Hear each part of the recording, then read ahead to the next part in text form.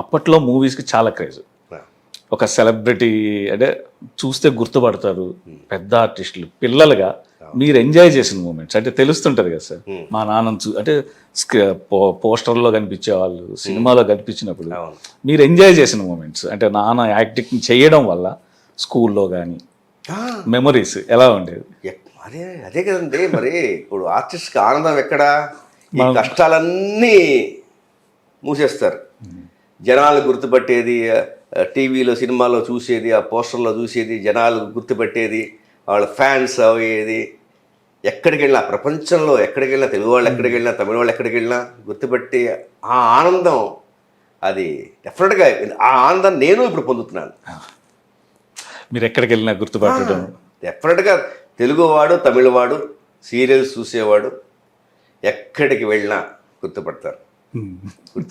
అసలు వాళ్ళ అభిమానం అవన్నీ వాళ్ళ అభిమానం చూస్తుంటే మనం పర్లేదురా, ఏదో మనం అచీవ్ చేసాం, పర్లేదు అంతే. ఆ ఆనందం ఎంజాయ్ చేస్తూనే ఉంటాం, ప్రతి క్షణం ఎంజాయ్ చేస్తూనే ఉంటాం. అయితే ఆర్టిస్టులకి మెయిన్గా సార్, బిజీగా ఉండే ఆర్టిస్టులకి అవును, ఒక అంటే బొమ్మ బొరుసు లాగా ఇటు లైఫ్తో పాటు కొంచెం పిల్లలకు దూరంగా ఉండడం, షెడ్యూల్స్ ఎప్పుడు వస్తారో తెలియదు.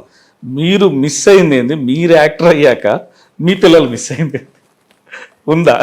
నేను హైదరాబాద్కి ఇప్పుడు ఇక్కడ అనుకోండి, మనం పొద్దున వెళ్తే ఇక్కడి నుంచి 6-6:30, ఇంకా లొకేషన్ దూరం అంటుంటే 5ంటికి కూడా బయలుదేరే రోజులు ఉన్నాయి.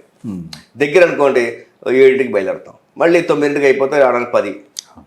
ఇక్కడున్నా కూడా వాళ్ళు లేచే ముందు వెళ్తాం, పడుకున్నాక వస్తాం. కానీ గ్యాప్ దేవుడు ఇస్తాడు. ఆ గ్యాప్లో మటుకు నేను మా పిల్లలతోటి, మా ఫ్యామిలీతోటి బాగా చేసేవాడిని. చక్కగా కారు వేసుకుని హ్యాపీగా గుళ్ళే, అంటే వాళ్ళకి పాపం చిన్న వయసులోంచి గుళ్ళకే ఎక్కువ తీసుకెళ్ళేవాడిని.